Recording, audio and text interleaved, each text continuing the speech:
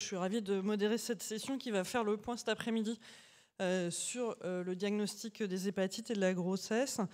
Et donc, on va commencer exceptionnellement par la lettre E. Et donc, je suis ravie d'accueillir Élise Boutry, qui a travaillé notamment au CNR hépatite A et E, et qui va vous faire le point sur les risques de hépatite E et la grossesse. Est-ce qu'on peut avoir les... Est-ce qu'on peut avoir les... Oh. Les topos, s'il vous plaît? Ah bon? Ah. Emploi du temps, parce que je le remplace. Conflit d'agenda. Ouais. Donc je m'appelle pas Philippe Duriel. On peut avoir les... Est-ce qu'on pourrait avoir les topos, s'il Ok. vous plaît?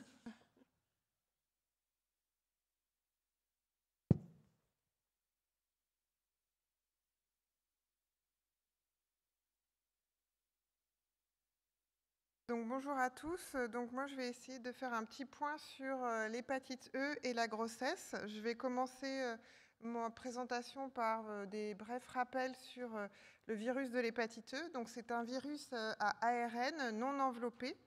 Il existe à ce jour 8 génotypes, dont 4 seulement sont pathogènes pour l'homme. On a le génotype 1 et 2 qui sont des génotypes qui sont strictement humains. Et les génotypes 3 à 8 sont des génotypes zoonotiques.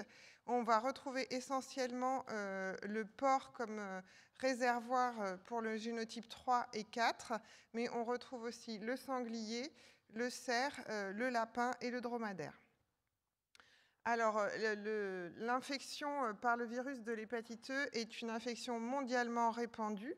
C'est la cause la plus fréquente d'hépatite aiguë virale dans le monde. On compte 20 millions d'infections par le virus de l'hépatite E par an, dont 3,3 millions sont symptomatiques. Et en 2015, 44 000 décès ont été déclarés. Alors, c'est un virus un peu particulier. On trouve 2 zones d'endémie qui correspondent à des génotypes différents. On va avoir cette première carte qui est la carte sur les zones d'endémie qui se calque sur la répartition géographique des génotypes. Donc, on a les zones de forte endémie qui sont représentées en vert foncé. Donc, ce sont les pays en voie de développement. On a l'Amérique latine, l'Afrique et puis le Moyen-Orient avec la Chine, l'Inde et toute l'Asie du Sud-Est.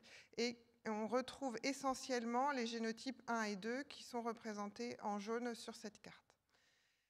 On a une zone de plus faible endémie avec moins de 25% de séroprévalence du virus de l'hépatite E qui est plus présent chez les pays industrialisés, donc en Amérique, en Europe et puis en Russie. Et on remarque que le génotype 3 est majoritaire. Et cette répartition va donner 2 profils épidémiologiques qui sont différents avec des modes de transmission et des formes cliniques différentes. Donc l'hépatite E dans les zones de forte endémie est souvent sous la forme de grandes épidémies et quelques cas sporadiques. La transmission est féco-orale par ingestion d'eau contaminée. On a quelques cas de transmission entre personnes. Elle est rare, mais elle est possible. Les formes sont exclusivement des formes aiguës et symptomatiques plutôt chez les personnes entre 15 et 30 ans, avec une prédominance masculine. Et ce sont dans ces zones de forte endémie qu'il y a des formes sévères, et notamment pendant la grossesse, plus particulièrement au 3e trimestre, avec une mortalité qui peut atteindre 25%. Par contre, l'hépatite E dans les pays industrialisés ne se représente que par des cas sporadiques autochtones. C'est une transmission qui est zoonotique par ingestion de viande infectée, le porc notamment. On a des cas aussi de transmission par transfusion sanguine. Les formes cliniques sont associées à des comorbidités et sont symptomatiques chez les plus de 50 ans, avec une forte prédominance masculine également. Les formes sévères sont possibles chez les immunodéprimés, avec un passage à la chronicité et une possibilité de cirrhose et de cancer. Alors, quelles sont les particularités chez la femme enceinte? Il a été constaté que dans les pays en voie de développement, notamment plus particulièrement en Inde, on a des conséquences maternelles qui peuvent être graves. On a constaté que l'infection par le virus de l'hépatite E chez les femmes enceintes et surtout au 3e trimestre de grossesse avait un risque d'hépatite fulminante très importante, pouvant aller jusqu'à 45%. Et en cas de coma, on a une mortalité qui peut avoisiner 100%. Sans coma, on a une mortalité d'environ 26%. Ce n'est pas sans conséquence chez le fœtus et l'enfant. La transmission verticale est possible.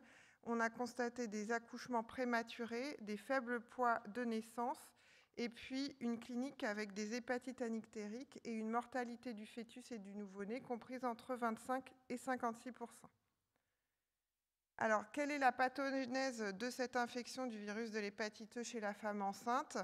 Elle n'est pas encore tout à fait connue et décrite. On va avoir des modifications hormonales au cours de la grossesse avec des augmentations de la production d'œstrogène-progestérone. On va avoir aussi des changements immunologiques avec des réductions de production de CD4, une augmentation des CD8 et un ratio TH1-TH2 qui va être modifié. On a également des facteurs intrinsèques au virus avec une excrétion virale qui va être très importante et qui va entraîner les hépatites fulminantes et les décès. Alors ces données sont... il y a des données contradictoires. On a constaté quand dans les régions d'Égypte, en Europe et aux États-Unis, l'infection du virus de l'hépatite E chez les femmes enceintes n'avait pas plus de gravité ou de risque d'hépatite fulminante que chez les femmes non enceintes. Malgré une forte prévalence des anticorps anti-VHE chez les femmes enceintes en Égypte, il n'y a pas de notion de maladie hépatique et de mortalité au 3e trimestre. Et plusieurs cas ont été rapportés en Europe et en France d'hépatite aiguë pendant la grossesse ou au moment de l'accouchement. Il n'y a aucune transmission verticale de décrite, pas de mortalité maternelle et pas de cas graves. Et ce, en France, malgré une séroprévalence moyenne de 24% chez les donneurs de sang.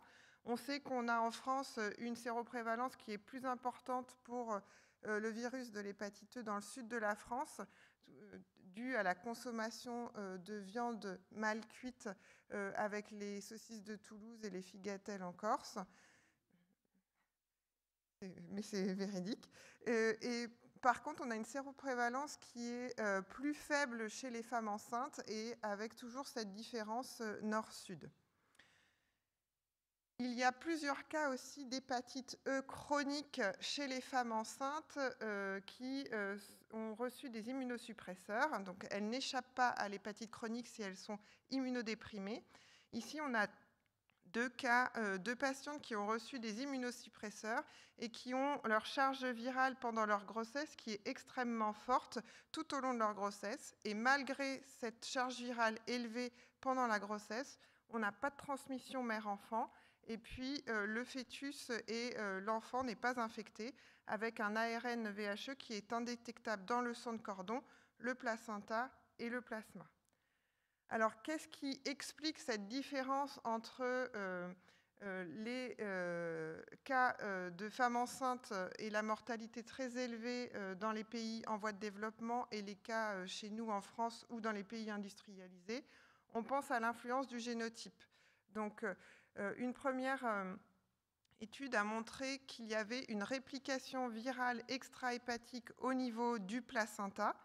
Et lors de culture de la caduque basale et du placenta fœtal pour montrer qu'il y avait une différence et une influence du génotype, on constate qu'il y a une réplication plus efficace du génotype 1, donc sur ces histogrammes en rouge, que le génotype 3, avec une charge virale qui était beaucoup plus importante. Et il y a aussi une dérégulation de la sécrétion de plusieurs facteurs solubles qui vont entraîner des dommages tissulaires, qui est plus importante avec le génotype 1 par rapport au génotype 3. Donc c'est une première explication à cette différence. Alors comment fait-on le diagnostic de l'hépatite E ? On a les marqueurs sérologiques qui, classiquement, après à peu près un mois, 15 jours à un mois d'incubation, on va avoir l'apparition des IgM qui vont disparaître au cours du temps, mais qui peuvent être positifs plus de 6 mois après la primo-infection, et les IgG qui vont persister au cours du temps. On a une cytolyse hépatique qui est concomitante avec l'apparition des signes cliniques, une virémie qui est assez transitoire, qui peut durer qu'1 à 2 semaines, et une persistance dans les selles qui est un petit peu plus longue. La sérologie n'est pas fiable pour les immunodéprimés. Il faut faire une recherche par l'ARN, par une charge virale. Alors, quand proposer le diagnostic de l'hépatite E, parce que je pense qu'elle n'est pas forcément proposée chez les femmes enceintes, il faut la proposer en cas de cytolyse hépatique, en cas de signes cliniques qui évoquent une hépatite virale aiguë, en cas de consommation de viande de porc mal cuite ou crue, et puis dans les régions de forte séroprévalence, donc on l'a vu, c'est plutôt dans le sud de la France. Chez un immunocompétent, la recherche se fait directement par les IgM. Si les IgM sont positives, on a une infection récente par le virus de l'hépatite E qui est suspectée et qu'on va confirmer par la recherche d'ARN VHE. En cas d'absence d'IgM, on peut exclure le diagnostic d'une infection par l'hépatite E. Comme je vous l'ai dit, la sérologie n'est pas fiable chez le patient immunodéprimé. Donc, si votre patiente enceinte est immunodéprimée, la recherche des IgM n'est pas fiable. Donc, en cas de négativité des IgM, on va confirmer ou infirmer par la recherche d'ARN VHE. Comment prendre en charge la maman et le nouveau-né? On n'a pas de traitement spécifique. C'est une prise en charge symptomatique et une prise en charge des éventuelles complications obstétricales qu'on ne voit pas chez le génotype 3 dans nos pays. Par contre, si vous avez une patiente qui a voyagé et qui développe des symptômes un mois après son voyage en Inde, on peut suspecter une infection grave. Et le dépistage et le diagnostic biologique du nouveau-né se fait par la recherche du génome, donc l'ARN du VHE, dans les selles et le plasma. Je vous remercie pour votre attention. Merci beaucoup, Élise. On va faire tous les topos sur les hépatites. Ah, tu as une question tout de suite, Laurent? Non, sinon, on peut te laisser faire poser une question. Je t'ai vu bondir pour lever la main. Allez, une question, Monsieur Mondelbro, devant, il a une question. Si, le micro arrive. Comme on le fait par ordre analphabétique. J'ai quelqu'un qui m'avait dit ça un jour, ordre analphabétique. Comment est-ce qu'on peut savoir que l'enfant n'a pas été simplement infecté in utero et qu'il a clairé le virus, par exemple? Alors, donc pour les cas qu'on a eu donc au CNR VHE, on a une patiente qui a fait l'infection pendant sa grossesse. Donc, elle a eu du liquide amniotique prélevé pour autre chose, et donc le liquide amniotique était négatif. Et à la naissance, on a prélevé l'enfant, il était négatif. Et s'il est négatif, par exemple, on peut, excusez-moi, oui. Une infection virale, enfin, on a bien des exemples d'infections virales qui sont pas forcément, qui se chronicisent pas chez le fœtus. Donc, s'il y a une infection ponctuelle, elle peut clairer, et puis il n'y aura pas de virus. Et comme il aura les anticorps, on ne saura pas que c'est des IgG à lui ou à la mère. Enfin, donc, oui, mais alors, comme le liquide amniotique était négatif. C'est vrai, si c'était au moment peu de temps après l'infection, c'est un argument. Mais ça veut dire que celui-là, il n'a pas été infecté. Mais voilà. c'est que s'il y a plein de cas dans le monde d'infection maternelle, on peut dire qu'en tout cas, il n'y a pas d'infection congénitale ou d'infection chronique ou de fétopathie. Mais est-ce qu'on peut dire qu'il n'y a pas d'enfants qui ont été infectés in utero? Alors, les autres cas, l'enfant, oui. Après, les autres cas qui ont été décrits. Comme pour l'hépatite B, d'ailleurs, ou comme pour, enfin, je veux dire, j'imagine. C'est des hépatites qui ont eu lieu au moment de l'accouchement, avec une virémie positive au moment de l'accouchement, et l'enfant a été prélevé juste après l'accouchement, il était négatif. Merci beaucoup, Élise, et on fera les restes des autres questions après. Donc, visiblement, on attaque l'hépatite B. Oui, là, on prend l'ordre, et donc j'ai le plaisir de partager ce topo avec Jeanne. Donc moi, je vais juste vous... il y aura aura pas de scoop majeur quand même, je vous rassure. Je vais juste faire le point sur les aspects virologiques en lien avec l'hépatite B. L'hépatite B, c'est 257 millions de personnes infectées chroniquement dans le monde. On estime qu'un tiers de la population mondiale a rencontré le virus et ça représente 3,6% de la population en infection chronique en 2015. En Europe, vous voyez une prévalence de l'antigène HBS qui est assez hétérogène, avec la France qui se situe plutôt en bas du tableau. Et effectivement, on a une prévalence de l'antigène HBS en France qui est de l'ordre de 0,7%. Ce qu'il est important de noter, c'est que la prévalence de l'antigène HBS est particulièrement importante chez nos patientes d'origine africaine, subsaharienne. En revanche, celles qui ont les charges virales les plus élevées, on va y revenir sur l'importance de cette charge virale, sont celles en provenance d'Asie. Les autres, donc les européennes et les africaines, semblent mieux contrôler leur infection.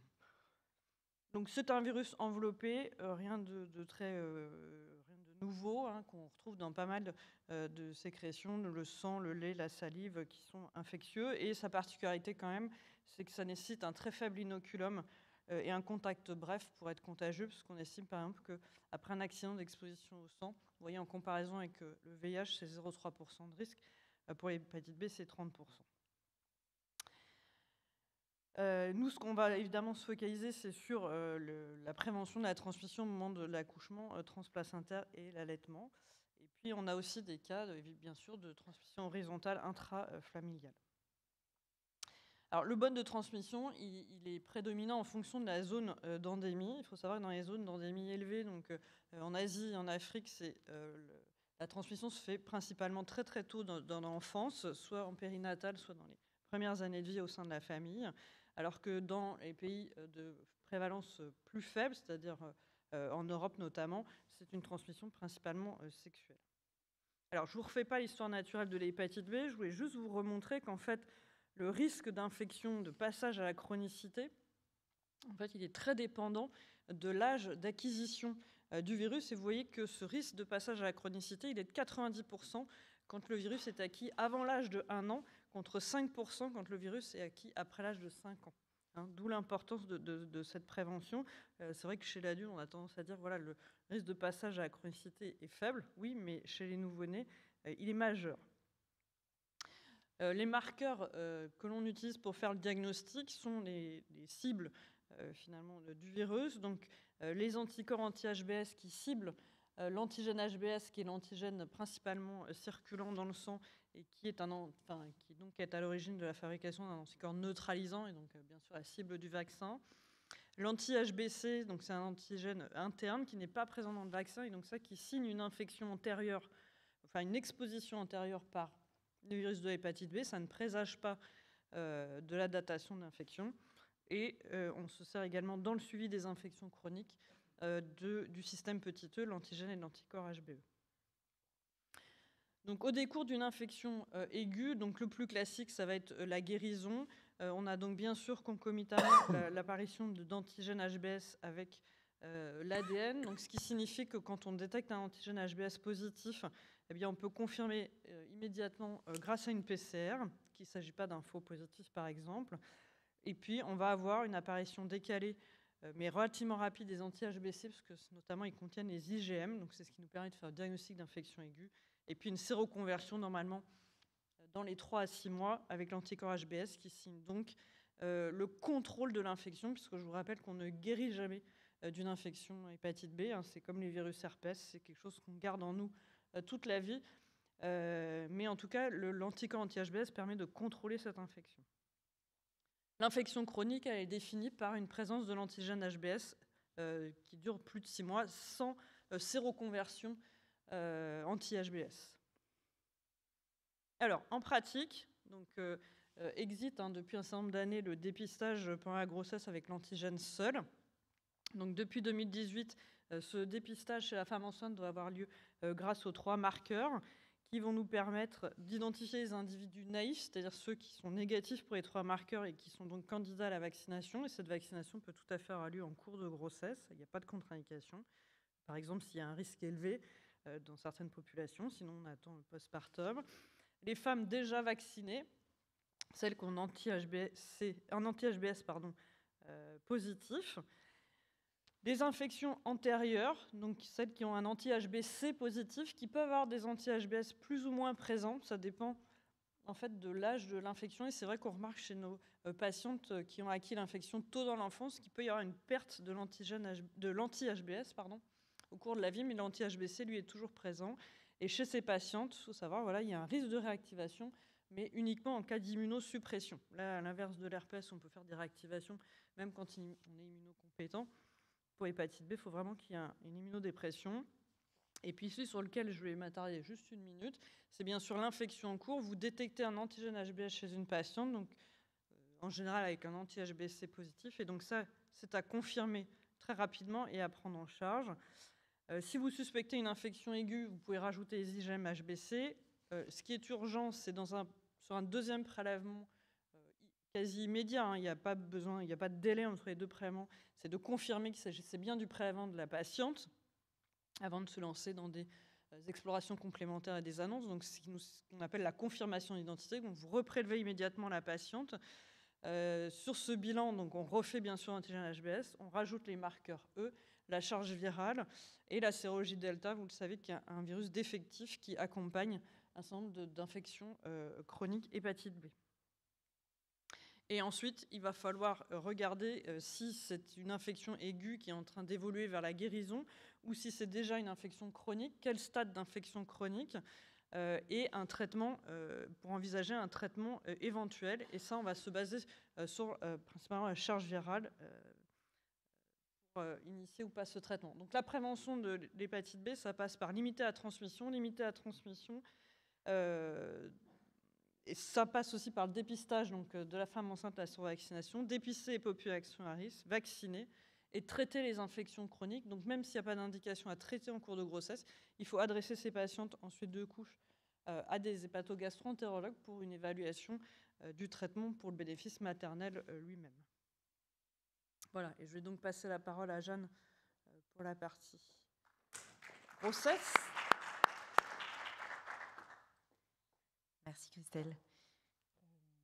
Alors, merci de m'avoir proposé de parler de ça, des hépatites B. Et je vais notamment pas mal parler de la transmission, mais quand même un mot donc, sur les stratégies de prévention et les recommandations françaises. Les dernières recommandations concernant vraiment la prévention datée du rapport Dumont de 2014. Et actuellement, il y a une mise à jour de la HAS qui est en cours actuellement en 2023. Et donc, on va bientôt avoir les résultats. Donc, Christelle nous a bien présenté tous les aspects virologiques et aussi les aspects pour la femme enceinte.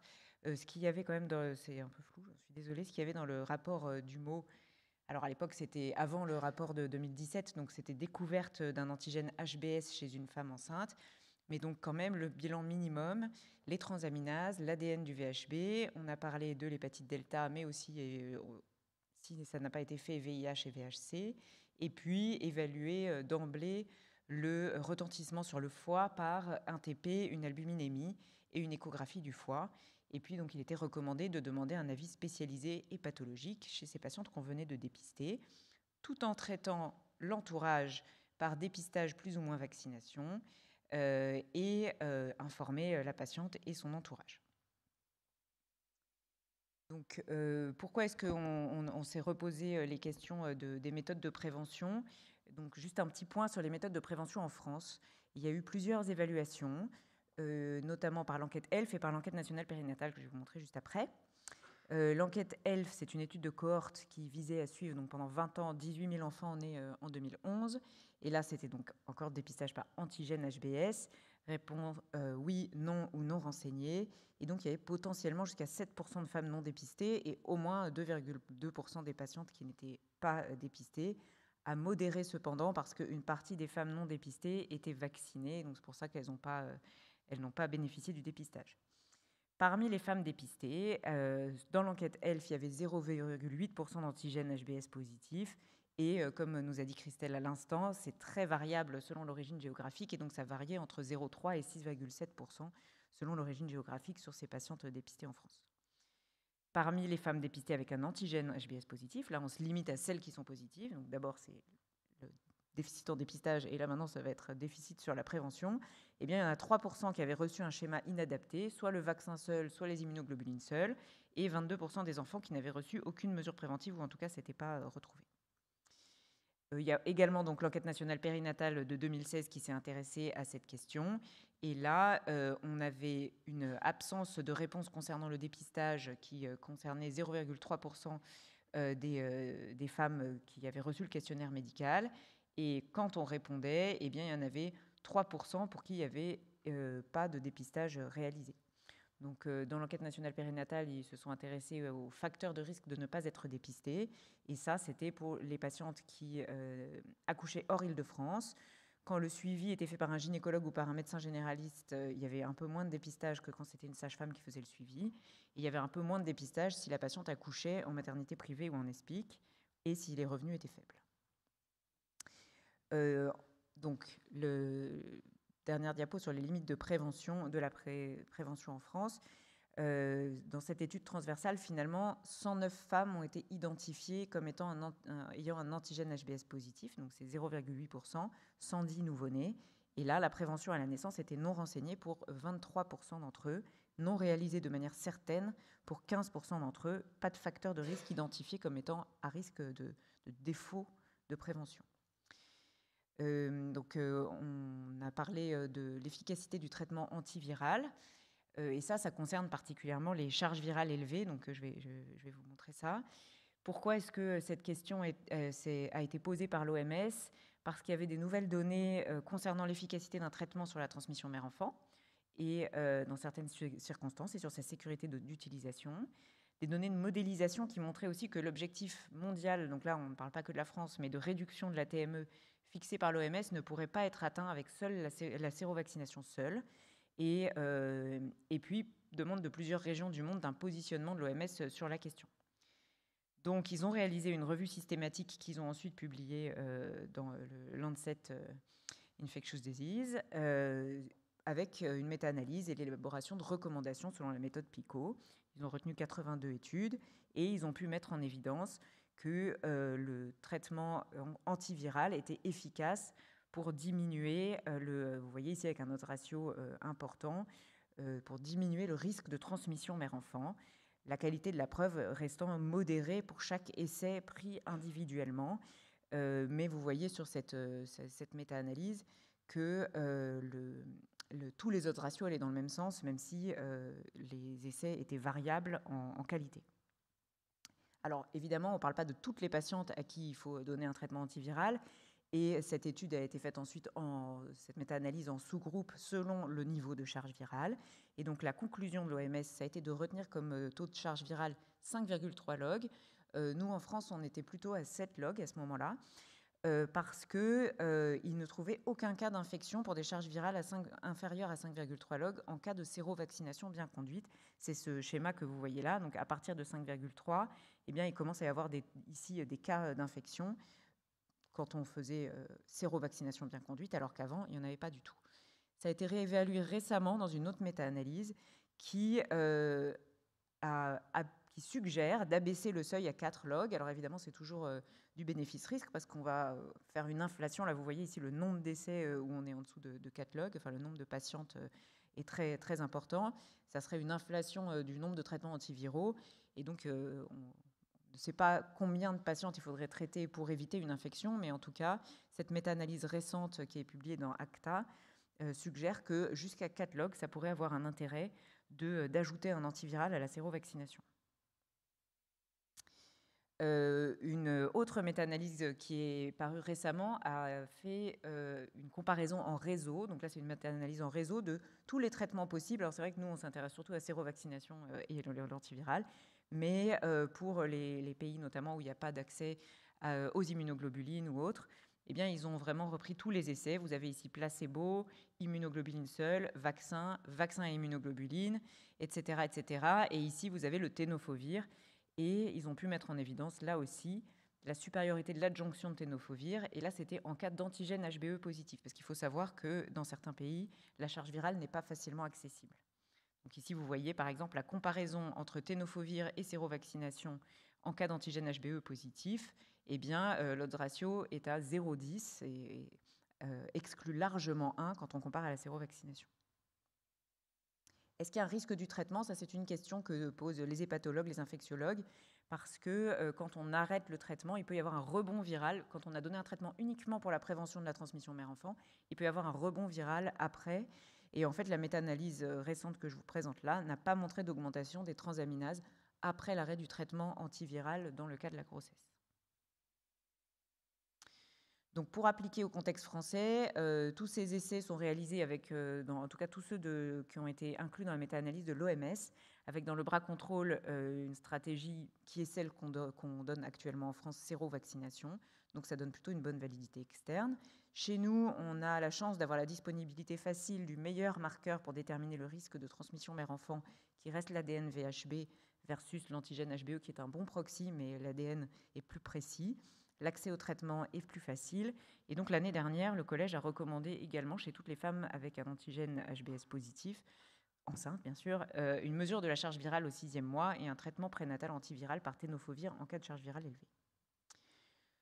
Ma dernière diapo. Donc, évidemment, il faut pas. Moi, je me suis beaucoup concentrée sur la transmission mère-enfant, mais il faut bien sûr ne pas oublier la prise en charge de la mère de la manière optimale pendant la grossesse. C'est un bon moment pour attraper les patientes et bien les entourer pour qu'elles puissent accéder au système de soins. La sérovaccination, il y a encore un gap. On peut faire encore mieux. On peut faire mieux sur le dépistage, mais on peut faire mieux aussi sur la sérovaccination. Et voilà, le problème est potentiellement l'accès au dépistage et le suivi de cette recommandation. Et ne pas oublier la mesure de la charge virale avec un seuil de traitement plutôt à 5,3 log pour l'instant. L'antigène HBE est une bonne approximation, mais en France, on peut se permettre de faire la charge virale systématiquement. Et donc, on va bientôt avoir les recommandations HAS en cours. Merci beaucoup. Merci. Tu fais partie du gros travail de HAS? Pas tout à fait. Mais sollicité pour donner votre avis. Très bien, excellent. L'hépatite A, on l'a pas fait. On fait Monsieur Mondelbro d'abord. Donc l'hépatite C, Monsieur Mondelbro. Bonjour à tous, nombreux. Donc dans la soupe d'alphabet là, le virus C. Donc on a commencé, j'ai pas fait le plan tout à fait classique, mais on a quand même un petit mot sur l'hépatite C, généralité et prévalence dans le monde. C'est quand même une maladie très importante au niveau mondial avec une forte morbidité, mortalité. Il y a des pays beaucoup plus touchés que d'autres. Donc nous, si on regarde un petit peu cette carte, il y a forcément, comme toutes ces modélisations de l'OMS, des zones grises où on n'a pas de statistiques, notamment en beaucoup de parties d'Afrique. Mais la France est dans une zone plutôt basse de prévalence par rapport à d'autres pays, que ce soit l'Amérique du Nord, beaucoup de pays d'Afrique, la Chine. Et vraiment, les endroits où il y a le plus d'hépatite C, c'est l'Égypte, certaines parties du Moyen-Orient et toute l'ancienne zone URSS. Donc ça représente quand même 300 000 décès par an par cirrhose et carcinome hépatocellulaire. C'est un virus qui est transmissible par le sang. Alors je préfère tout de suite mettre les pieds dans le plat. Il y a plein de transmissions sexuelles. Alors après, est-ce que c'est par les sécrétions génitales? Probablement pas. C'est plutôt par le contact sanguin qui a lieu lors des rapports sexuels. Mais il y a effectivement aussi une transmission sexuelle et une transmission mère-enfant. Il n'y a pas de vaccin contre l'hépatite C. Alors les conséquences, on l'a vu, fibrose, cirrhose, cancer. Il y a aussi des manifestations extra-hépatiques. L'infection par le VHC, l'histoire naturelle, c'est qu'il y a quand même une clairance spontanée dans un tiers des cas à peu près, une infection chronique dans la majorité des cas, qui peut évoluer plus ou moins rapidement vers la fibrose, et la fibrose va évoluer plus ou moins rapidement vers la cirrhose. Et la cirrhose, ça entraîne des décompensations régulièrement et des carcinomes hépatocellulaires. Je dis tout de suite, pour ne pas l'oublier tout à l'heure, que le traitement de l'hépatite C ne supprime pas complètement, ou en tout cas met un bout de temps à supprimer les cancers, notamment hépatocellulaires, et peut-être quelques autres cancers, surtout, qui peuvent être associés à cette infection. Alors, les conséquences pour la grossesse. Le virus de l'hépatite C, enfin la grossesse a une influence sur la maladie chronique à hépatite C, qui est marginale. Il y a quand même essentiellement probablement une sorte de diminution des transaminases chez les femmes. Elles ne sont pas toutes à transaminase augmentée, mais celles qui ont des transaminases un peu augmentées, ça a tendance à se normaliser pendant la grossesse, et ça s'accompagne plutôt d'une augmentation de la charge virale, donc probablement une réaction immune qui diminue un petit peu. Et souvent, il y a un rebond après qui a été décrit, notamment par des équipes françaises en postpartum, avec aggravation des lésions hépatiques. Et bon, tout ça, c'est intéressant, c'est quand même un peu à la marge malgré tout. Alors, il y a une influence aussi de l'hépatite C sur la grossesse. D'abord, les grossesses avec cirrhose, il n'y en a pas beaucoup, mais là, c'est vraiment la grosse pathologie avec des risques importants, bien sûr, notamment liés aux varices œsophagiennes, à l'insuffisance hépatocellulaire et toutes les complications qu'il peut y avoir. Il y a aussi des choses qui existent, même en l'absence de cirrhose, qui sont l'augmentation des cholestases et probablement des issues périnatales défavorables. Alors, les cholestases, c'est vraiment assez bien acquis maintenant. L'incidence est augmentée alors d'un facteur important, 20 fois peut-être. Enfin, en tout cas, il y a une méta-analyse de 2 études là. Il y en a une un peu plus récente que je vais vous montrer. Mais finalement, est-ce qu'elles sont plus précoces? Je pense que oui, mais ce n'est pas forcément toujours évident dans les publications. Mais on voit quand même de temps en temps, où on voyait, parce qu'on a moins de femmes, j'y reviendrai, avec des hépatites C aujourd'hui, quand même des cirrhoses assez précoces dès 20 semaines, qu'on ne voit pas beaucoup dans la population générale, mais qu'on peut voir aussi dans le contexte un peu génétique de la population générale. Donc la surveillance est la même, et le traitement par acide urso-désoxycholique est le même. Deuxième élément, augmentation des RCU et des petits pourrages gestationnels. Là aussi, donc, une méta-analyse qui montrait quand même assez clairement cette augmentation des PAG RCU associée à l'hépatite C. Alors, il faut se méfier là-dessus parce que alors, ça a été montré sur les mono-infectés, ça a également été montré chez les patientes co-infectées VIH, VHC qui ne sont pas dans cette méta-analyse-là. Il y a beaucoup plus d'études d'ailleurs chez les co-infectés, on n'en a pas tant que ça, notamment une belle étude française sur les co-infectés. Mais il faut se méfier d'une chose, c'est que dans ces populations, on a parlé de parentéral, il y a quand même beaucoup d'usagers de drogues intraveineuses ou autres de milieux touchés par les drogues. Donc des cofacteurs de petits poids pour les gestationnels indiscutablement. Donc ces études ont essayé d'ajuster plus ou moins, mais potentiellement qu'il y a quand même un petit peu de biais. Alors ce qui est intéressant, c'est qu'il y a une étude que j'ai mise en exergue parce qu'elle est récente, parce qu'elle est grande sur plus de 2000 grossesses, et que ça fait longtemps qu'il n'y a pas eu de grosse étude sur le sujet, et qu'elle vient du Canada. Et là, c'est quand même plus de 2000 grossesses, et ils ont fait quelque chose que les autres n'ont pas fait, c'est qu'ils ont comparé les femmes qui avaient des hépatites C virémiques et celles qui avaient clairé, qui avaient guéri de leur hépatite C et qui étaient non virémiques. Donc c'est un groupe de comparaison qui est plus comparable en termes de facteurs de risque. Ils ont en plus réajusté sur l'usage de drogue, en particulier la co-infection VIH.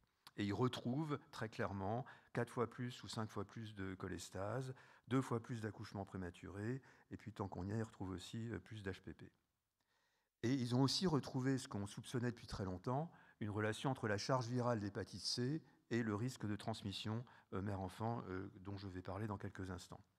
Donc on peut dire que c'est assez établi, même si certains, dont moi, étaient un peu sceptiques sur la relation entre l'hépatite C et les issues défavorables de grossesse. Alors, quels sont les risques pour l'enfant né de mère VHC positive? Il n'y a pas de risque si la mère n'est pas virémique. Donc, je vous ai dit, ça représente à peu près un quart des femmes qui ont une sérologie positive pour l'hépatite C. On fait la PCR, elle est négative. Et à ce moment-là, circuler, il n'y a rien à voir. Chez celles qui sont virémiques, 4% de transmission, 4-5% de transmission mère-enfant, ce qui est quand même important. Le principal facteur de risque, c'est la co-infection par le VIH, donc ça peut doubler à peu près le risque. Alors maintenant, c'était même plus que ça, il y a des données maintenant chez les femmes traitées par antirétroviraux pour leur VIH, et puis finalement, on se rapproche un peu du taux de transmission global, mais il est quand même plus élevé que probablement que chez les mono-infectés. Donc VIH reste un cofacteur. Il n'y a pas, en revanche, beaucoup de prise sur la prévention. Le mode d'accouchement, ça fait longtemps qu'on a montré qu'il n'y avait pas de bénéfice à faire une césarienne, que l'allaitement n'augmente pas le risque, il n'y a pas de transmission via l'allaitement. Et ce qui nous concerne beaucoup, la myosynthèse, on n'a pas démontré de surrisque par la myosynthèse, mais les effectifs sont petits et on ne peut pas vraiment conclure là-dessus. Il est logique de se dire que si on pique le fœtus ou si on traverse le placenta, il y a quand même probablement un risque dans une hépatite C virémique. Le diagnostic, il est compliqué. Les premières études étaient faites. Alors, Christelle nous aurait fait un topo, elle aurait expliqué ça beaucoup mieux que moi. Mais il y a des études où on prenait la PCR à 3 mois, ou la PCR à 1 mois, ou la PCR à 6 mois. Et il y avait beaucoup plus de PCR positifs. Donc, il y a quand même beaucoup d'enfants qui clairent quand ils se débarrassent de leur infection à VHC ou qui ont une virémie qui n'est pas infectieuse ou qui a été détectée par la PCR très sensible. Mais en tout cas, le gold standard, c'est la sérologie et donc ensuite, bien sûr, la virémie après assez tardif, après 18 mois ou 12 mois. Il est classique actuellement de traiter les enfants à partir de l'âge de 3 ans. Alors, je ne vous dis pas comment évoluent ces enfants. Il y a une infection chronique. Et si on ne les traite pas, ils peuvent évoluer comme les adultes, d'ailleurs, et faire les mêmes complications que les adultes. Probablement pas plus, mais pas moins. Alors, évidemment, tout ça, c'est dans le contexte de la révolution des multithérapies antivirales. Il y a quelques années, on avait des traitements qui étaient mal tolérés, longs, très longs, et dangereux pendant la grossesse, entre parenthèses, et qui avait une efficacité très relative. Maintenant, il y a des traitements antiviraux. Contrairement à l'idée qui est répandue, le prix a quand même pas mal baissé, et la durée de traitement, maintenant, le standard, c'est 8 semaines de traitement ou 12 semaines, mais ça a tendance à aller sur 8 semaines. Et il y a même des recommandations courtes là, de la HAS pour des traitements standardisés indépendamment du génotype de virus. Donc ça s'est beaucoup simplifié, même si il y a encore beaucoup de recherches, il y a des cibles différentes, je ne vais pas rentrer là-dedans, pour les antiviraux. Ce qu'il faut dire, c'est qu'essentiellement, ce sont des traitements antiviraux directs et ce sont des bithérapies sur des cures de 8 à 12 semaines. Alors, ce traitement, bien sûr, il diminue de façon absolument drastique la mortalité. Alors, les premières études ont été faites chez des patients qui initialement étaient éligibles parce qu'ils avaient une cirrhose ou une fibrose. Donc, ils avaient une mortalité qui était beaucoup plus grande. Maintenant, la recommandation, c'est de traiter toutes les personnes qui ont une infection par le VHC pour éradiquer le virus. Et il y a plus de 95% d'éradication après ce traitement. Alors, ce qui est intéressant aussi, c'est qu'il y a aussi le traitement comme prévention. Donc, ça a été montré dans le VIH, et maintenant c'est montré dans le VHC, que si on traite les personnes infectées, ils n'ont plus de virus, ils ne transmettent plus. Et donc, on va pouvoir éradiquer non seulement le virus chez l'individu, mais dans la population. Et d'ailleurs, l'OMS s'est fixé comme objectif de supprimer le VHC d'ici 2030. Il ne faut pas oublier qu'on avait donné un bon coup de boost iatrogène au VHC dans les années des transfusions et de l'hépatite non A non B, qui est l'hépatite C, je ne l'ai pas dit au début, comme pour les vieux. Donc maintenant, on essaye de se débarrasser de ce virus. Si on arrive à toucher 90% des personnes infectées et traiter 80% des personnes diagnostiquées, on devrait y arriver, c'est la règle ou 90. On en est très loin au niveau international, mais on n'en est pas loin dans nos pays. Alors, pour ça je vous ai dit, le plan, je l'ai fait un petit peu atypique parce que je me suis intéressé finalement à 2 questions aujourd'hui, qui sont quid du dépistage chez la femme enceinte, et l'autre, c'est quid du traitement chez la femme enceinte. Alors, le dépistage chez la femme enceinte, d'abord, encore aujourd'hui, le référentiel HAS, j'ai regardé, il n'y a pas l'air d'y être. Le dépistage systématique, c'est un dépistage ciblé pour l'hépatite C. Et en revanche, le rapport Dumeau, dont Jeanne a parlé sur les hépatites en 2019-2017, ainsi que le Collège des gynéco-obstétriciens, recommande le dépistage systématique. Alors, d'abord, qu'est-ce que c'est le dépistage ciblé ? Vous avez cette diapo, elle tient sur la diapo, mais j'ai mis les caractères plus petits pour que ça rentre. C'est-à-dire qu'il faut connaître tout ça. Elle a reçu des produits sanguins. C'est encore plus compliqué la phrase, j'ai simplifié. Avant 92, utiliser des drogues IV, eu des expositions à des actes invasifs, mais aussi des fois des endoscopies, etc., etc., contact, bon, vous voyez des zones de forte prévalence qui sont beaucoup plus larges que celles que je vous ai montrées sur la diapo, des piercings, des machins, je crois que tout le monde a des piercings ou des tatouages, donc voilà, bref, c'est très compliqué, il faut vraiment mettre les gens à poil et les passer à un interrogatoire pendant une demi-heure. Donc, il n'est pas surprenant de voir que beaucoup d'études ont montré que le dépistage fondé sur les risques passe à côté de la majorité des infections à VHC, que la grande majorité des enfants infectés par le VHC n'étaient pas identifiés par le dépistage ciblé. Donc le trou dans la raquette, ce n'est plus pas un trou dans la raquette, c'est un cratère dans la raquette. La prévalence de VHC a été très bien étudiée dans des études à Dublin, où ils ont pris les femmes qui avaient des critères de risque et ils avaient leur prévalence. Et ensuite, ils ont repris les sérums d'hépatite B et ils ont trouvé que la prévalence était la même chez les femmes qui n'avaient pas les facteurs de risque. Donc c'est vraiment... bon, à Dublin, ce n'est pas en France. Le dépistage universel a été montré rentable par les gens qui font du médico-économique. Il y en a une dans la salle, donc elle écoute peut-être. Et donc même l'ICER, dont on a entendu parler, est quand même intéressant. Et une question que moi je m'étais posée, vous êtes peut-être posée aussi, c'est de se dire, est-ce qu'il faut retester les femmes à chaque grossesse, ou si elles ont déjà eu le test avant d'être enceintes? Finalement, c'est un peu différent. Peut-être qu'on pourrait faire l'économie, peut-être, mais en tout cas, une étude bien faite aux Pays-Bas n'avait pas montré qu'on améliorait le coût-bénéfice en limitant le dépistage au primipare. Donc, bon, il y a beaucoup d'ailleurs les Américains et beaucoup d'autres qui recommandent le dépistage systématique à chaque grossesse. Et d'ailleurs, quand même cette modélisation, elle vous montre que qu'à partir du moment où on est à peu près à 2 pour 10 000 d'hépatite C, ça peut être intéressant au point de vue médico-économique, d'après les spécialistes de la chose. Or, en France, on en est où? On en est à peu près à 0,4% d'hépatite C. Quand même, 40% de ces personnes ne le savent pas. Et il y a encore des nouvelles infections. Donc, c'est probablement sur la courbe intéressant au point de vue médico-économique. Même si, en France, on a la chance d'avoir une diminution assez forte. Alors, ce n'est pas encore le TASP, mais ça commence avec le TASP. Mais c'est aussi les facteurs de risque qui ont diminué.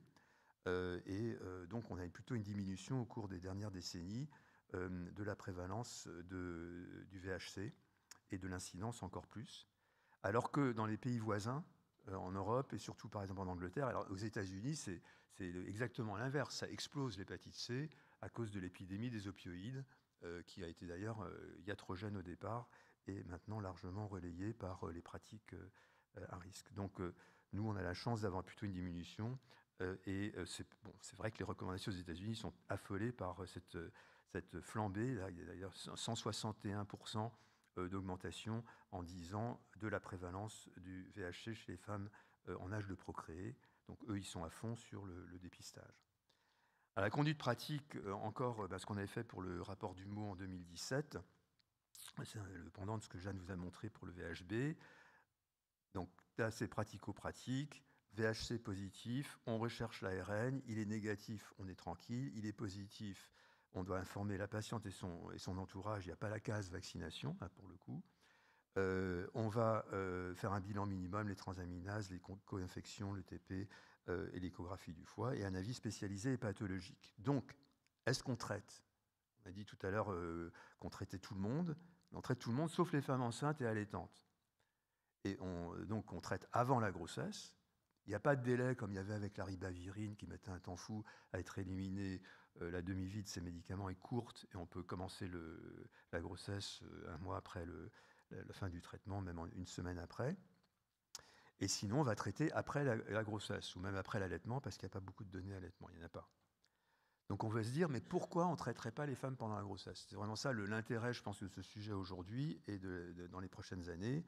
Les anciens, on ne pouvait pas. Les nouveaux, ils ne sont pas embryophétotoxiques dans les études précliniques. Leur tolérance, globalement, elle est assez bonne, même si, enfin, je parle chez l'adulte, il y a un peu de fatigue, nausées, etc., lors du traitement. Mais il y a des interactions médicamenteuses, il n'y a rien de faramineux en termes de profil de toxicité, ni dans les études précliniques, ni dans l'expérience clinique. Mais il y a très peu de données chez la femme enceinte. Alors il y a quelques études maintenant, mais vraiment très peu. Il y a une étude qui a été publiée dans le Lancet sur 9 femmes enceintes, mais c'est plutôt la pharmaco, qui n'est pas modifiée d'ailleurs par la grossesse. Ils n'ont pas retrouvé de toxicité. Ils ont très bien étudié, ils ont très bien suivi, hein, mais c'est une étude un peu pilote. Et il y a par-ci, par-là quelques observations beaucoup moins bien documentées. Donc pour l'instant, on est un peu à la croisée des chemins. En faveur de traiter pendant la grossesse, il y a le fait que quand on a un diagnostic qui a 4% de risque de transmission et que de toute façon il faudra traiter, qu'en plus parmi ces femmes, il y en a qui vont être perdues de vue après l'accouchement, on dit que ce serait bien de les traiter et d'éviter aussi la transmission au bébé. Contre, il n'y a pas vraiment d'urgence pour la mère, hein, elle n'est pas à 6 mois près, 9 mois près pour la traiter. Les toxicités fétales n'ont pas encore été bien étudiées. Et aussi, il y aurait quand même 95% des enfants seraient exposés à un médicament dont ils n'auront pas besoin. Le problème, c'est qu'on ne sait pas lesquels sont les 5% qui auraient été infectés et les 95% qui n'auraient pas été. Et puis, il y a aussi que même si l'enfant est infecté, on va quand même pouvoir éradiquer le virus chez l'enfant, du fait qu'on sait qu'il est infecté. Donc, de toute façon, ce n'est pas comme certaines infections où ça va être trop tard. Une fois que l'infection est chez l'enfant, elle va être chronique et qu'on ne pourra plus rien faire. Donc moi je dirais que la balle est un peu au centre, je ne dirais pas la réponse. Il y a beaucoup notamment aux États-Unis, maintenant pas mal de plaidoyers pour étudier le traitement pendant la grossesse, même de façon vraiment proactive. Et je pense que c'est un message important, d'ailleurs ça déborde un petit peu, mais en matière de thérapeutique chez la femme enceinte, de ne pas se dire on va être passif et se dire « Ouh là là, on s'est trompé, on a exposé des enfants et après on va suivre dans des cohortes », je vais y revenir, mais de dire on est honnête, on dit aux femmes qu'on ne sait pas très bien, mais qu'a priori on n'a pas de toxicité dans les études précliniques, qu'on a besoin de l'étudier pour savoir si c'est intéressant ou pas, et qu'elles soient réellement incluses dans les essais thérapeutiques, alors qu'elles ont été exclues. Donc à retenir pour tout ça, je pense aujourd'hui, on va rester qu'il y a le dépistage, il faut proposer chez tout le monde parce que sinon les facteurs de risque sont mal connus, l'impact sur la grossesse de l'EVHC, le risque de transmission lorsque la mère est virémique, suivre ces femmes et traiter au moins après l'accouchement, et il y a certainement une perspective de traitement pendant la grossesse. Donc, petite remarque générale, qui rejoint le topo précédent de Jeanne, c'est qu'il y a une cohorte qui, j'espère, va émerger très prochainement, coordonnée par le docteur Sibud, ici présent, qui s'appelle Viropreg, et comme vous n'en avez pas parlé, j'en ai un petit peu en parler, qui va concerner donc, le suivi des grossesses et des enfants après infection à VIH, mais aussi élargi au VHB, parce que finalement on a très peu de données, trop peu de données, et aussi au VHC et aux virus émergents et aux infections émergentes. Donc il y a un suivi de cohorte à faire et il y a certainement des essais thérapeutiques sur le traitement. Je vous remercie de votre attention. Merci beaucoup, c'était très clair. Dernier topo, Constance Bourri de Robert Lebré sur l'hépatite A, et ensuite on pourra faire la session de questions. Merci Constance.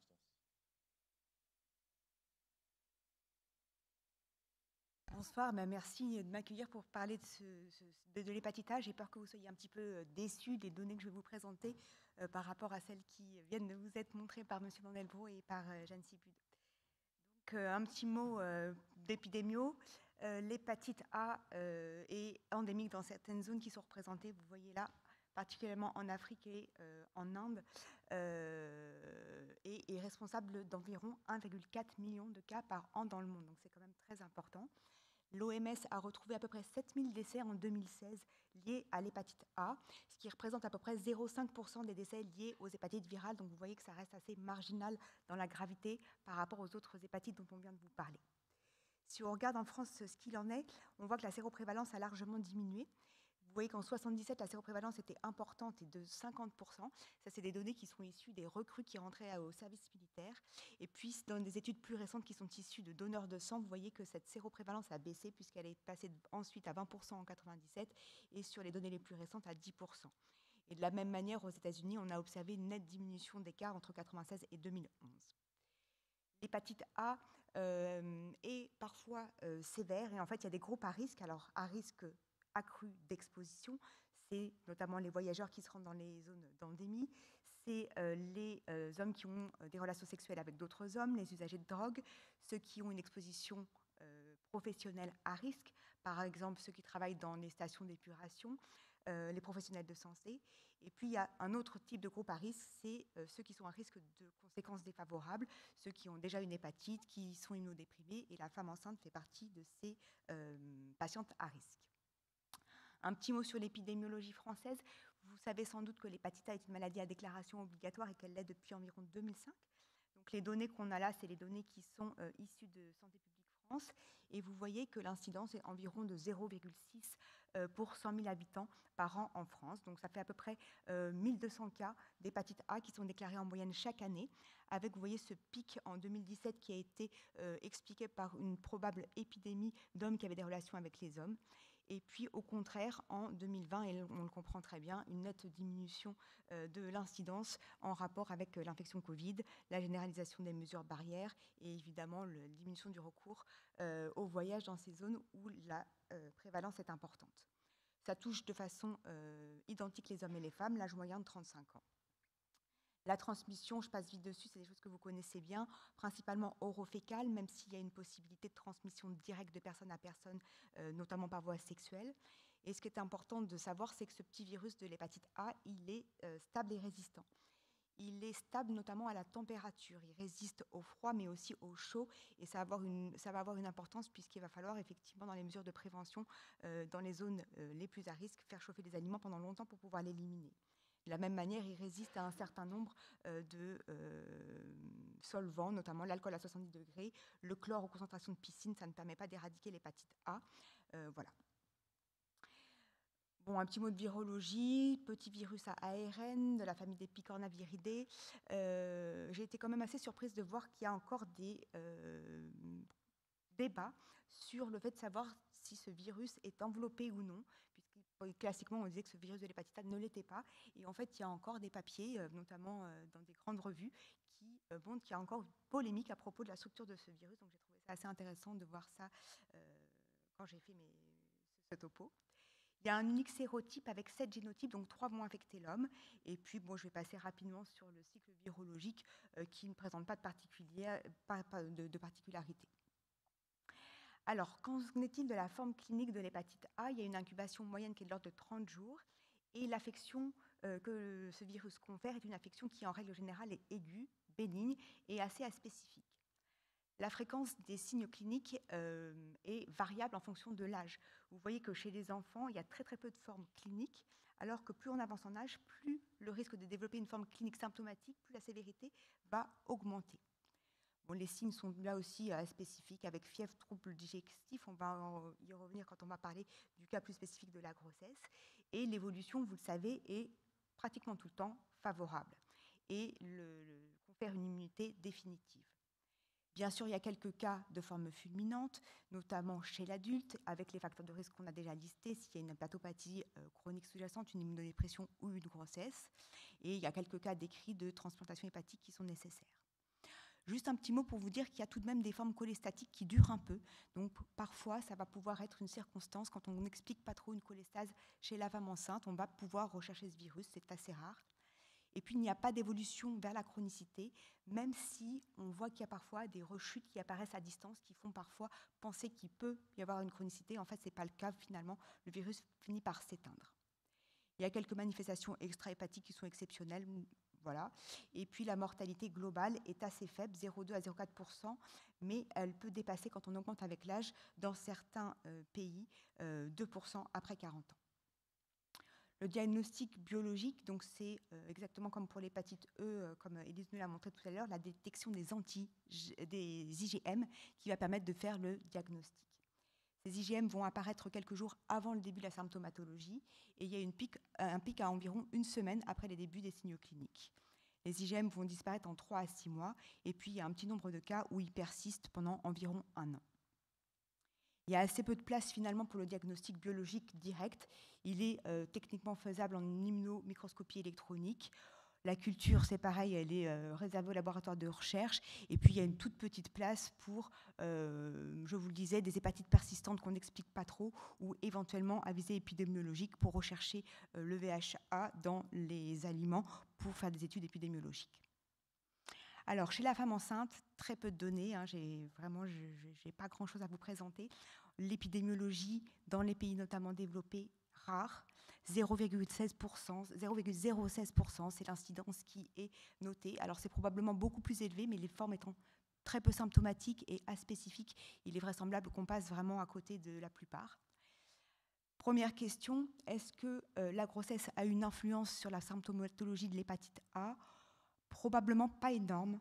Les signes cliniques sont la plupart du temps modérés. Donc il y a parfois de la fièvre, des douleurs abdominales. Et effectivement, on va avoir l'œil attiré si la patiente est ictérique, présente des urines foncées ou un prurite. Là, c'est un peu plus spécifique. Mais très souvent, on ne va pas faire le diagnostic. Et le plus souvent, l'infection va évoluer spontanément de façon favorable. On a quelques cas décrits, bien sûr, d'hépatites très sévères qui ont conduit même à une transplantation hépatique, mais c'est vraiment très, très anecdotique et ça fait l'objet de publications rétrospectives de quelques cas cliniques. Donc le message, la grossesse ne semble pas avoir d'impact majeur sur la gravité de l'infection. Alors maintenant, est-ce que l'hépatite A a des conséquences sur la grossesse ? Là encore, assez peu de publications, mais globalement, on pense que cette hépatite A pourrait tout de même augmenter le taux de complications obstétricales et occasionner parfois, c'est très rare, une transmission de la mère à l'enfant. Les complications obstétricales qui sont retrouvées, c'est des MAP et des accouchements prématurés, et notamment des prématurités induites chez les patientes qui présentaient les cas les plus sévères.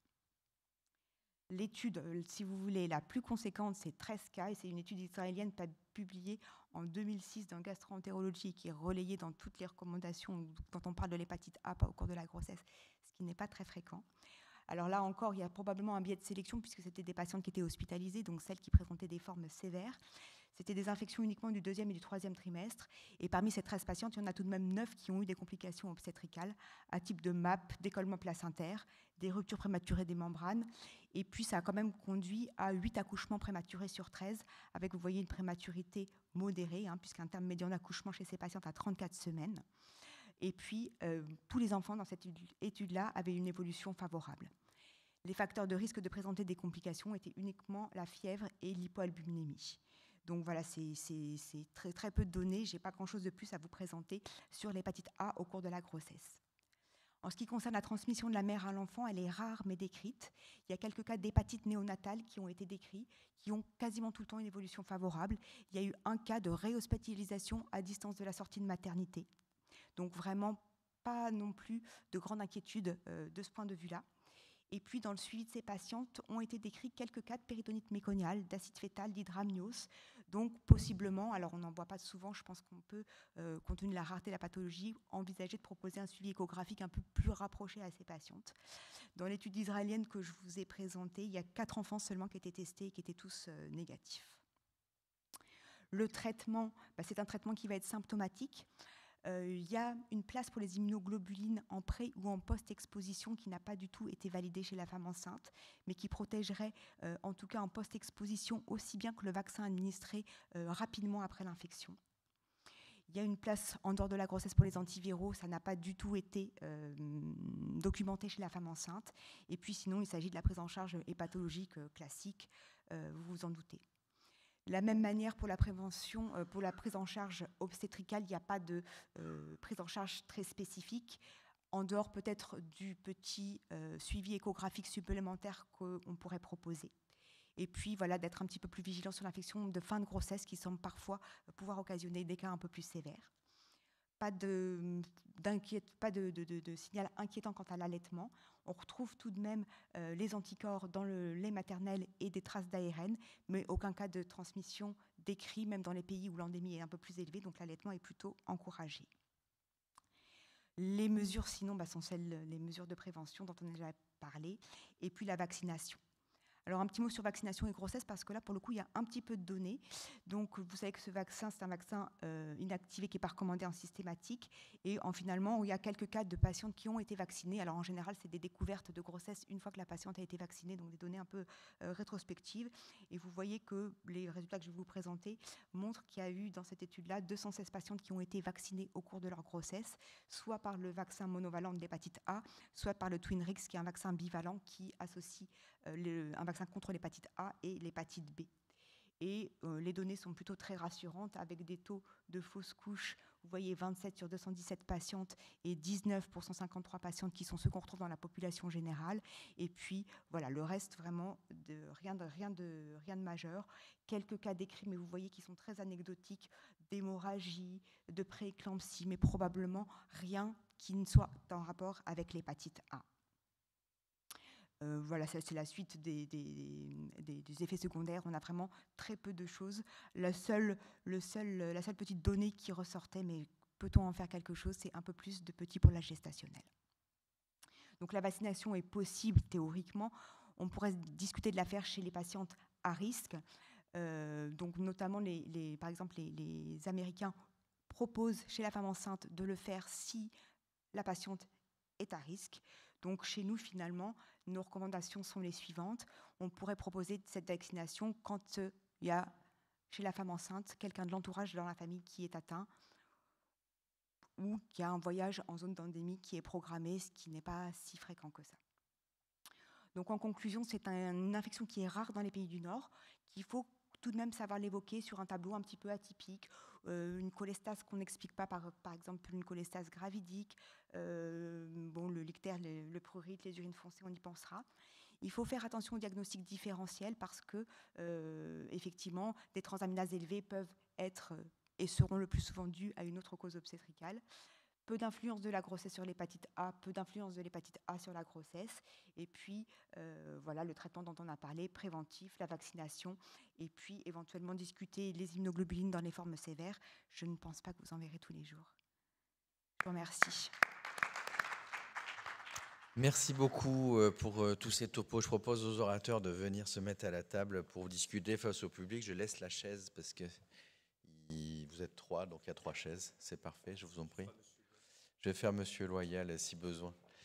J'ai une question moi sur l'hépatite B pour commencer le débat, qui n'est pas une question de prise en charge, mais une question de dépistage.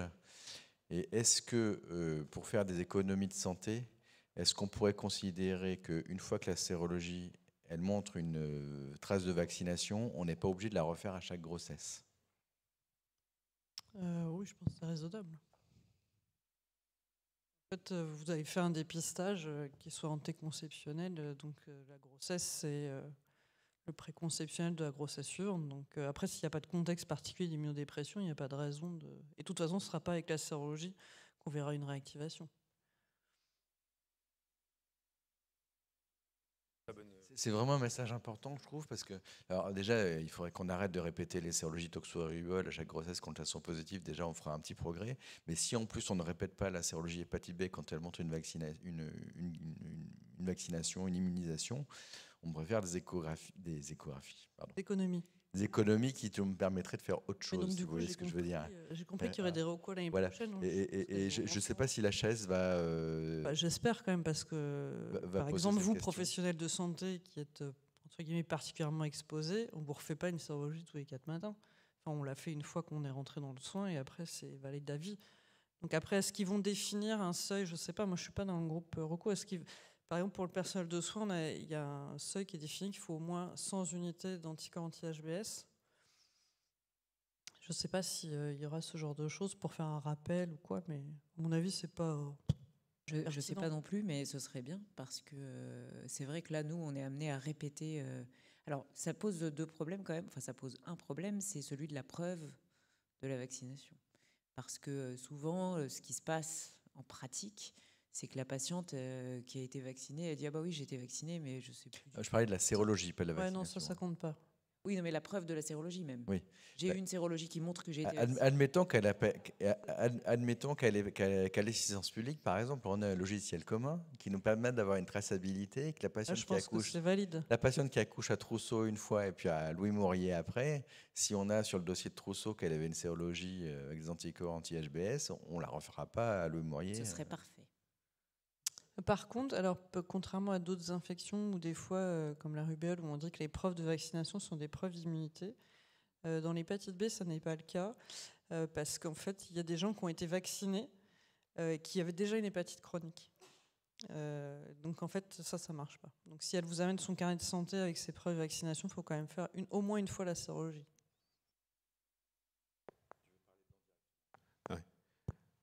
C'est une question fondamentale. Et juste pour faire un peu le relais finalement sur le groupe HAS, parce que en fin de compte, peut-être qu'on peut faire passer ce message pour les soignants. Je suis même pas sûr qu'il y ait un chapitre spécifiquement dédié à ça, et c'est une bonne idée. Mais quand on voit les AES, les accidents exposants au sang, ils font quand même toujours un taux d'anticorps et donc une revaccination, une séroprévention quand il y a eu un accident exposant avec quelqu'un qui a été correctement vacciné, mais qui a un taux d'anticorps considéré comme insuffisant. Après, si on est dans le cadre de la médecine du travail, de la prévention, c'est quand même un autre contexte. Et il faut que le patient source soit positif. Enfin, c'est quand même pas extrêmement fréquent. Ouais. Moi, j'avais une question pour Jeanne, parce qu'en fait, la charge virale au 6e mois, moi, je trouve ça hyper dommage, en fait. Parce qu'en fait, l'antigène HBS, tu l'as au premier trimestre. Oui, et pourquoi attendre le 6e mois pour faire la charge virale? Parce que du coup, le temps de la rendre, alors c'est vrai qu'à l'hôpital, on l'a en 24 heures, mais après, en ville, peut-être ça prend 2 jours, le temps qu'ils reviennent consulter. On peut facilement perdre 15 jours de traitement.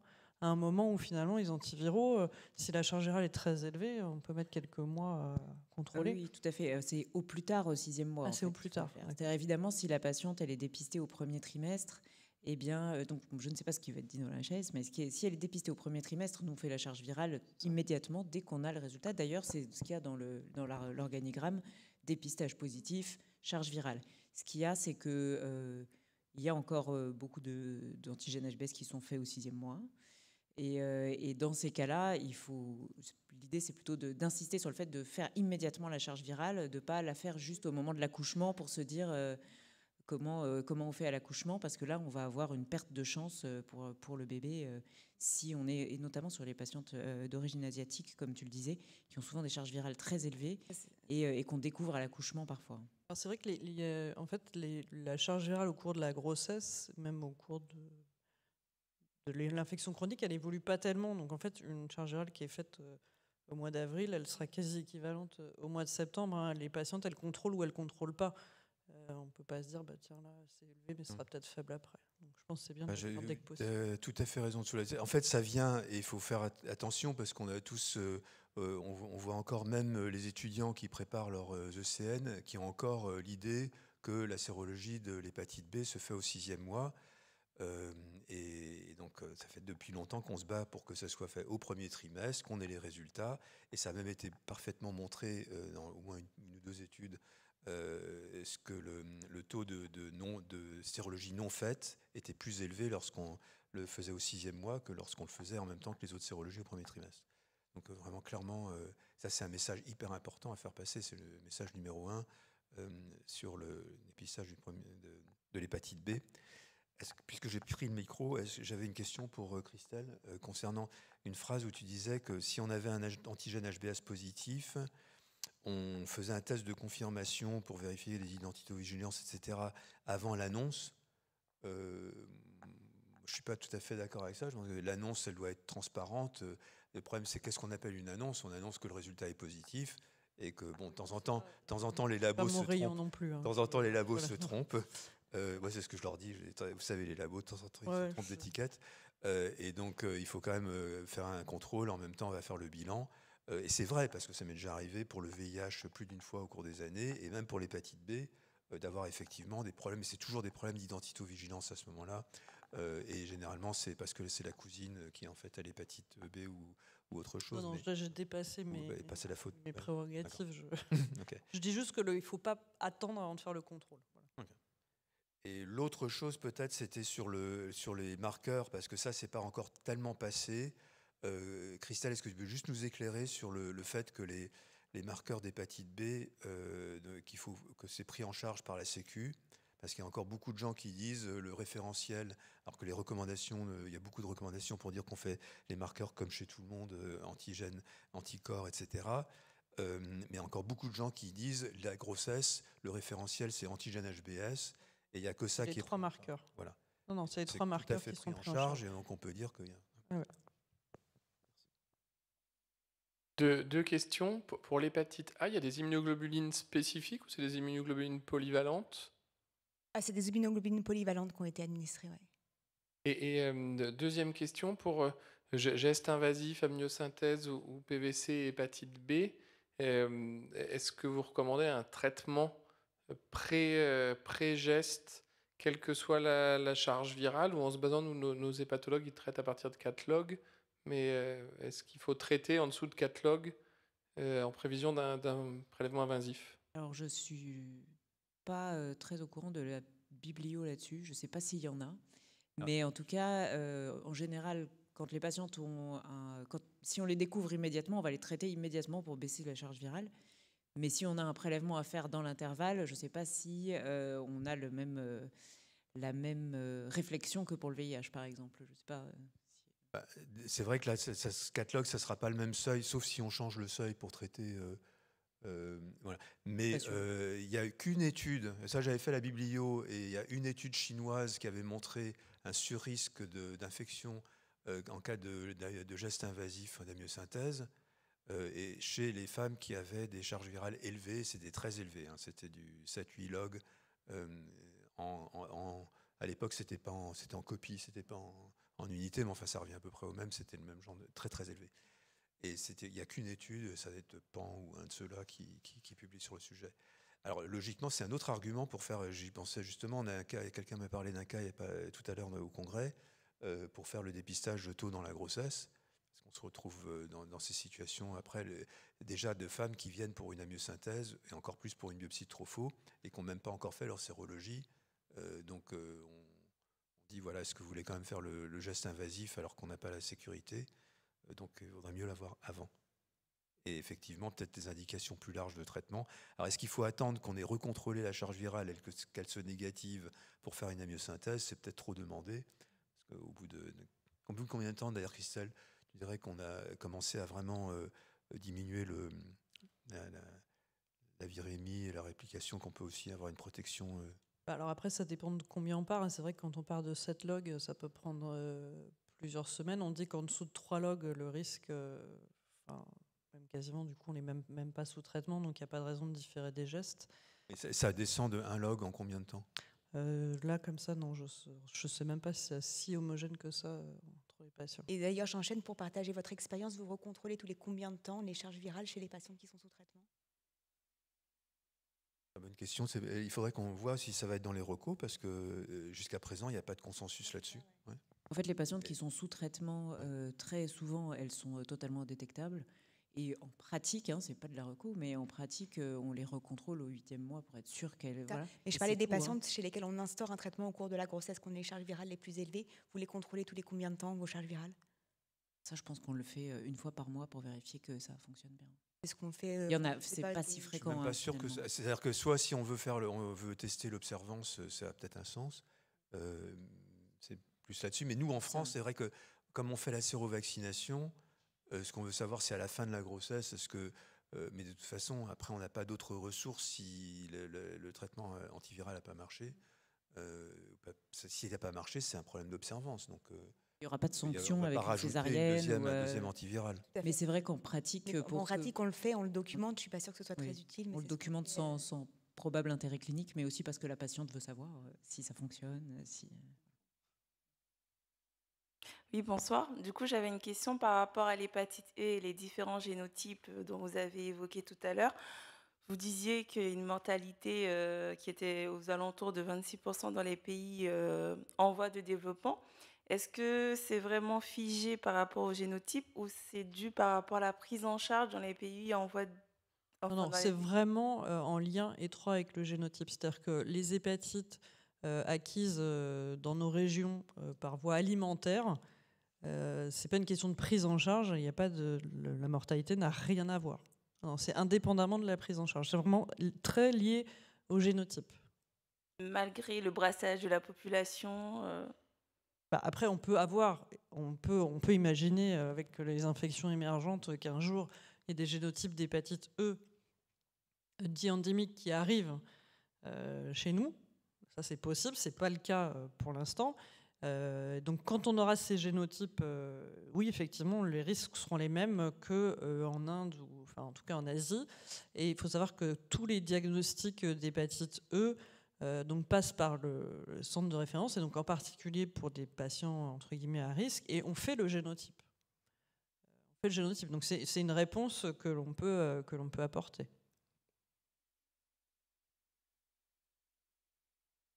La réponse, vous l'avez aussi un peu quand vous recherchez les facteurs de risque. Enfin, franchement, on les retrouve souvent en fait, et c'est des histoires de week-end en Corse. Donc bon, on n'est pas tellement inquiet sur la source. Moi, j'avais une question sur la vaccination pour l'hépatite B, une double question. La première, c'est que j'ai cru voir une diapositive qui disait un schéma accéléré. Du coup, je voulais voir quels étaient les intervalles. Et l'autre, pour avoir travaillé à Mayotte, où en fait on se retrouve avec des patientes qu'on vaccine, qu'on perd de vue, qui reviennent pour leur grossesse, et en fait on les vaccine qu'une fois pendant la grossesse. Est-ce que selon les anticorps anti-HBS, on peut se dire que s'ils sont supérieurs à 10, on peut refaire juste... s'ils sont inférieurs à 10, on refait juste une injection et on ne reprend pas un schéma classique pour essayer d'être efficace? Si vous avez la preuve antérieure de la première injection, oui, vous complétez le schéma. En fait, vous complétez le schéma. Mais en fait, souvent, elles ont... c'était il y a 1 an ou il y a 2 ans, enfin, sur leur précédente. Idéalement, on ne revient pas à 0. En fait, idéalement, il y a un schéma avec 1 mois d'intervalle. Mais s'il y a 6 mois, 1 an, ça fait la 2e dose. Et puis la 3e grossesse, ça fait la 3e dose. Puis après, on s'arrête. Après, si dans l'intervalle, elles sont supérieures à 100... mais là, à chaque fois, du coup, vous êtes quand même tenu de faire la séro. Si dans l'intervalle est supérieur à 100, j'avoue que ça se discute aussi, parce que une fois qu'on a séroconverti, on a séroconverti. On les dépiste assez bien, mais c'est la vaccination qui fait défaut à chaque fois, mais on les dépiste assez bien. On a tout le temps un historique. Moi, je pense qu'en plus, à Mayotte, il faut les dépister. Il y a quand même pas mal de problèmes d'identité, etc. Donc, voilà, ça a l'intérêt de les dépister. On ne sait pas toujours la bonne personne qu'on a prélevée. Enfin, on le sait bien.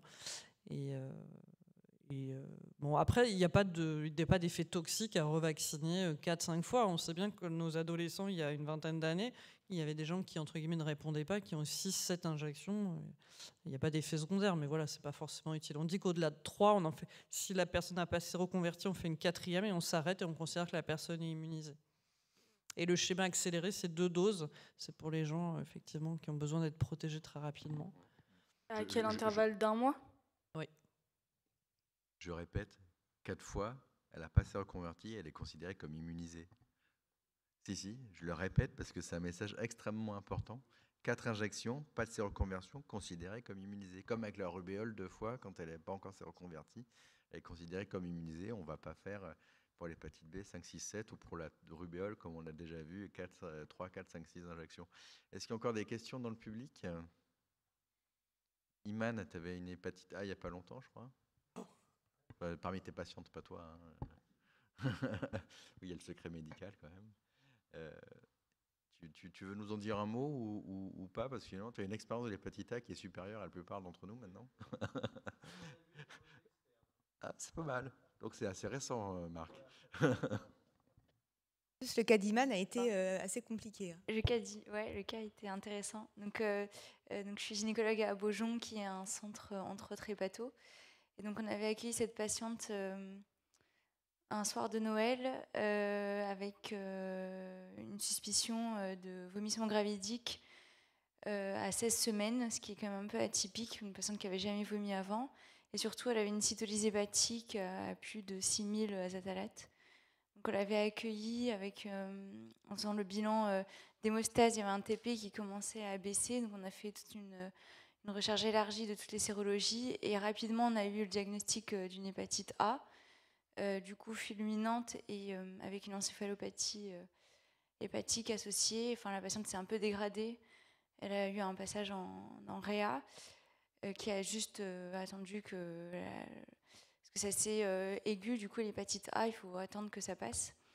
Donc, au bout d'une semaine, elle s'est améliorée, le TP est remonté à 40%. Donc, elle a pu sortir. Et on l'a revue, j'ai revu à 2 semaines de son hospitalisation. Et là, elle a déclaré une cholestase gravidique. Enfin, difficile de faire la part entre une cholestase intrahépatique ou gravidique, mais en tout cas, elle a fait une cholestase assez sévère avec des sels biliaires à plus de 200 et une bili élevée. Une patiente qui était très très symptomatique sur le plan de l'ictère, donc qui a échappé à tout ce qu'on... Enfin, on a été résistant à tout ce qu'on pouvait lui proposer comme traitement pour la cholestase et pour le prurite. Et on a été jusqu'à faire une dialyse hépatique pour la soulager. Et donc, pendant toute cette période, elle était toujours virémique de son hépatite A. Et elle a fait sa clairance au bout de 2 mois et demi, 3 mois de tête. Et parallèlement à ça, c'est vrai que son fœtus a présenté une acite isolée, importante. Et en faisant la revue de la littérature, on a retrouvé en effet ces cas. Je ne sais pas si le professeur Roch est là aujourd'hui, mais c'était des longues discussions qu'on avait eues, à savoir s'il y avait une transmission du coup materno-fétale de cette hépatite virale A et qui aurait expliqué l'acide fétal. Mais les prélèvements de l'acide n'ont pas retrouvé de charge virale chez le fœtus.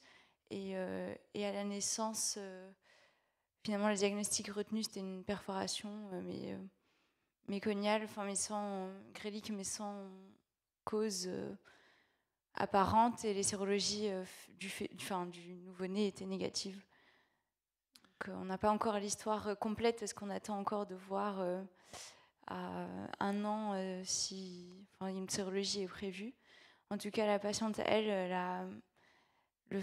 après l'accouchement, l'amélioration, elle était brutale.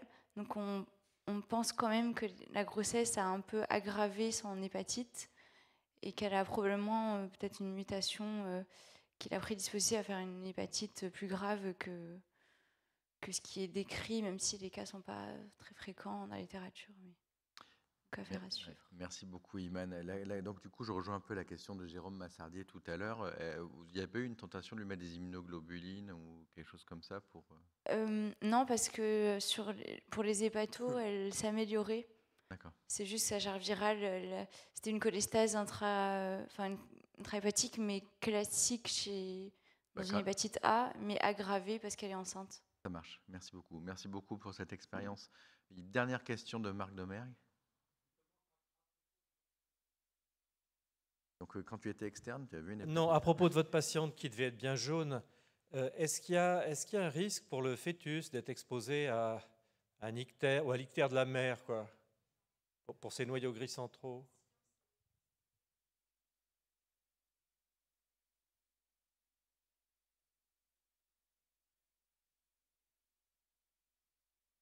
Oui, on s'est posé la question plein de fois chez cette patiente et on n'a rien retrouvé dans la littérature, mais de principe, elle a quand même une IRM cérébrale fétale parce que la bili était élevée, la bilirubine livre était élevée. Merci beaucoup pour tous ces commentaires, merci beaucoup pour tous les orateurs. On va terminer cette session. J'ai 2 messages importants, enfin j'en ai plein, mais je vais en sélectionner que 2. La première, on va faire un communiqué de presse avec M. Mondelbro et les spécialistes de la toxoplasmose, mais passez le message autour de vous. En cas de rupture de rovamicine, ce qui arrive dans plusieurs régions, si vous avez une séroconversion toxo et que vous voulez mettre de la rovamicine, comme c'est recommandé en première intention au premier trimestre de la grossesse, si vous n'avez pas de rovamicine, vous pouvez remplacer par de l'azithromycine 500 mg par jour. Ça, c'est le message important. Il me semble que c'est 250 x 2, que ça fait 500 mg. Merci. 2 contre 1, super.